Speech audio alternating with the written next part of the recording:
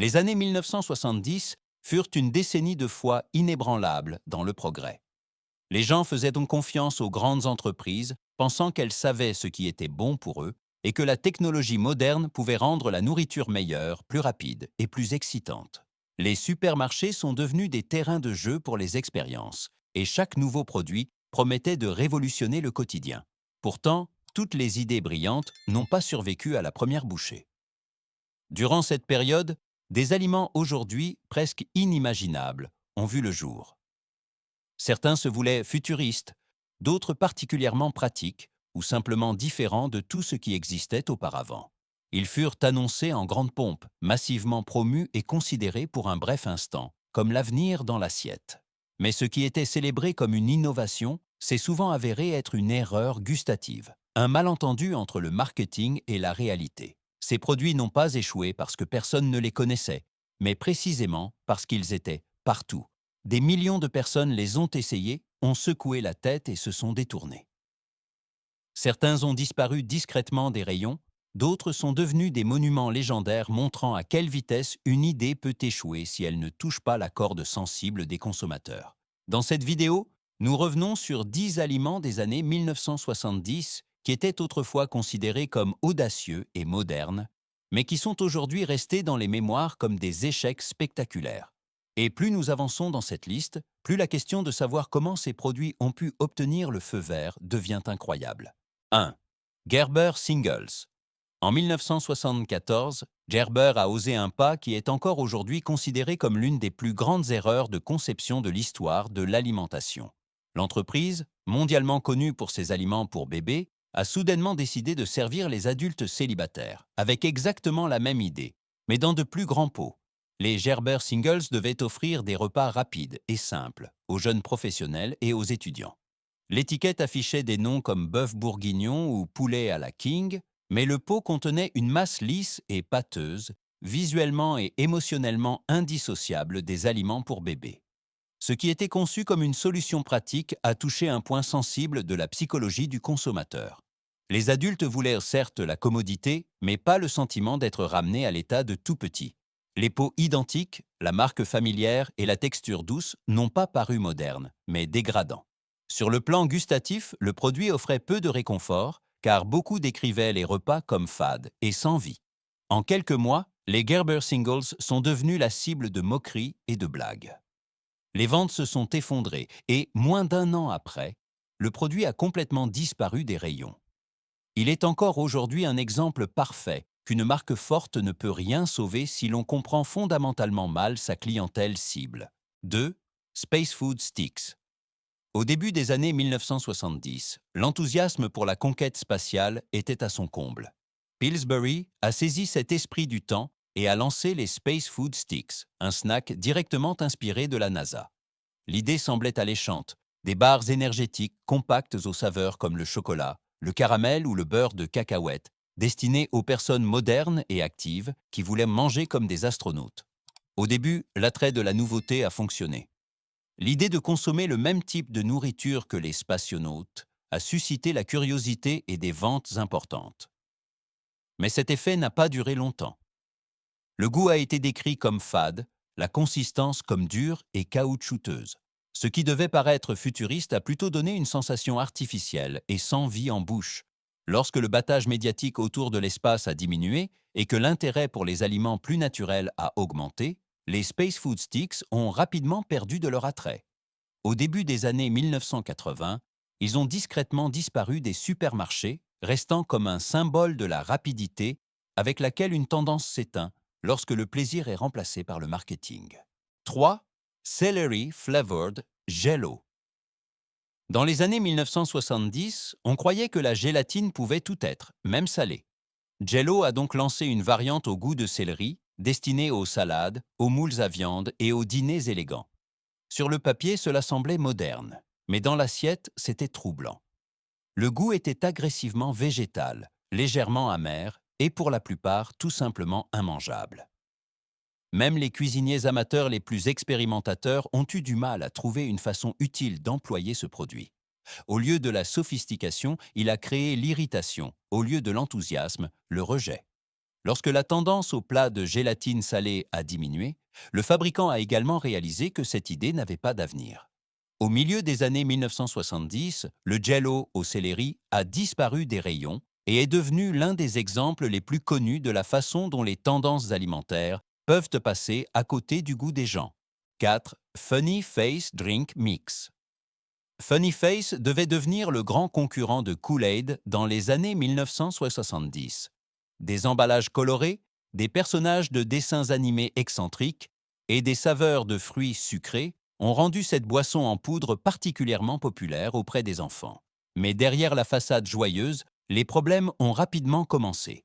Certains personnages et noms ont été jugés inappropriés, ce qui a entraîné des critiques publiques et des changements forcés. Parallèlement, le produit a été frappé par un revers réglementaire. L'édulcorant cyclamate utilisé a été interdit, la recette a dû être modifiée et le goût en a nettement souffert. Alors que Kool-Aid se montrait plus fort et plus confiant, Funny Face a perdu son identité. Vers la fin des années 1970, il a disparu des supermarchés et est resté dans les mémoires comme un exemple de la rapidité avec laquelle un favori des enfants peut s'effondrer lorsque l'image et le goût échouent simultanément. 5. Reggie Bar. En 1978, l'industrie de la confiserie a misé sur le pouvoir des stars. La Reggie Bar a été lancée en l'honneur de la superstar du baseball Reggie Jackson et a fait l'objet d'une promotion médiatique considérable. Le mélange de chocolat, de caramel et de cacahuètes était familier, presque interchangeable. Mais le nom devait tout porter. Le point culminant est survenu le jour de l'ouverture au Yankee Stadium, lorsque des milliers de bars ont volé sur le terrain et ont, pour un court instant, fait l'histoire. Mais après le premier battage médiatique, il restait peu de substance. De nombreux consommateurs ont trouvé la barre trop sucrée et sans profil propre. Sans l'éclat de la célébrité, le produit semblait quelconque. Dès le début des années 1980, la Reggie Bar a disparu du marché et est devenue le symbole que la célébrité seule ne peut remplacer un concept alimentaire durable. 6. Pizza Spins. Au début des années 1970, General Mills voulait rendre l'impossible possible, transformer le goût d'une pizza en un snack croustillant. Les Pizza Spins sont arrivés sur le marché sous forme de chips torsadés, promettant une saveur fromagée et un arôme de tomate à chaque bouchée, et s'adressant principalement aux enfants et aux adolescents. L'idée était dans l'air du temps, mais la réalisation n'a pas suivi. Le goût semblait artificiel, la texture sèche, et l'arrière-goût irritait plus qu'il ne donnait envie de la bouchée suivante. En même temps, des produits comme Doritos ont agi de manière beaucoup plus décisive et ont établi de nouvelles normes dans les rayons de snacks. Sans profil clair et sans plaisir convaincant, les Pizza Spins ont disparu des magasins dès le milieu des années 1970, restant comme un exemple précoce qu'un plat populaire ne fonctionne pas automatiquement comme un snack. 7. Breakfast Squares. Avec les Breakfast Squares, General Mills voulait révolutionner le petit déjeuner. Ces barres de gâteaux carrés étaient censées remplacer un repas complet, enrichi en vitamines et parfaites pour les personnes qui n'avaient pas le temps le matin. La publicité promettait énergie, équilibre et un mode de vie moderne dans un format pratique. En réalité, les barres semblaient sèches, plates en goût et peu rassasiantes. Beaucoup n'avaient pas l'impression d'avoir pris un petit déjeuner. Ce qui devait être pratique s'est avéré insatisfaisant. Lorsque des alternatives meilleures et plus savoureuses sont apparues dans les années suivantes, les Breakfast Squares ont rapidement perdu de leur importance et ont discrètement disparu des rayons, bien avant que le marché des barres de céréales ne soit vraiment mature. 8. Jell-O. 1, 2, 3. Avec Jell-O, 1, 2, 3, on voulait rendre l'assiette de dessert spectaculaire. 3 couches clairement séparées avec des textures différentes devaient se former comme par magie et donner le sentiment d'avoir servi quelque chose de spécial. Dans la publicité, cela semblait facile, mais dans la cuisine, c'était tout autre chose. La préparation était délicate, les résultats souvent décevants. De nombreux consommateurs échouaient avec les couches ou perdaient tout simplement patience. En même temps, la méfiance envers les colorants et arômes artificiels augmentait. Vers la fin des années 1970, l'intérêt a rapidement diminué et Jell-O 1, 2, 3 a disparu comme un symbole que trop de complexité est rarement compatible avec le quotidien. 9. Canned Hamburgers.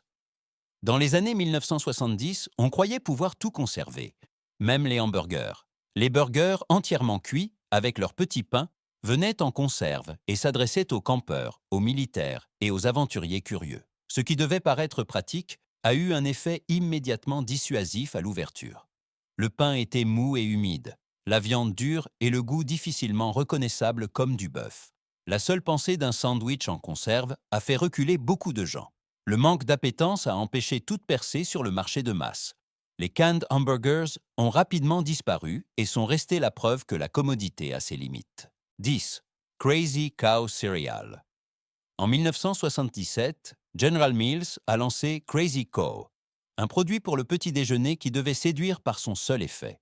L'idée était simple et frappante à la fois. Dès que du lait était versé sur les céréales croustillantes, il se colorait en chocolat ou en fraise. Pour les enfants, c'était d'abord fascinant, pour les parents, au moins curieux. Mais l'effet de surprise s'est rapidement estompé. Sur le plan gustatif, les céréales offraient peu de substance et après un court laps de temps, il ne restait que du lait coloré sans réelle valeur ajoutée. Ce qui était conçu comme une innovation amusante s'est avéré être un gag éphémère. Au début des années 1980, Crazy Cow a de nouveau disparu des rayons, montrant qu'un bon effet seul ne remplace pas un aliment durable. En regardant aujourd'hui ces 10 aliments des années 1970 qui ont échoué, une chose devient particulièrement claire. Toute innovation n'est pas automatiquement un progrès. Nombre de ces produits sont nés d'une véritable ambition, du désir de changer le quotidien ou d'avoir une longueur d'avance sur l'avenir. Mais entre une bonne idée et un produit accepté, il y a toujours le goût des gens et cela ne peut être forcé par le marketing. Les années 1970 furent une époque où les entreprises croyaient que tout était possible. La nourriture pouvait être ludique, artificielle, spectaculaire. Mais c'est précisément cette liberté qui a souvent conduit à la perte de contact avec la réalité. Les consommateurs voulaient essayer de nouvelles choses, mais ils ne voulaient pas se sentir mal à l'aise, confus et surtout pas déçus. Chacun de ces produits a finalement échoué à la même limite invisible. Aujourd'hui, ces échecs paraissent presque nostalgiques. Ils nous rappellent à quel point toute une époque était audacieuse, mais aussi naïve. Et c'est peut-être là leur attrait. Car sans ces erreurs de parcours, de nombreux produits à succès d'aujourd'hui n'existeraient pas. L'histoire de ces aliments n'est donc pas seulement une collection d'échecs, mais aussi une leçon sur l'importance de lier l'innovation et l'humanité.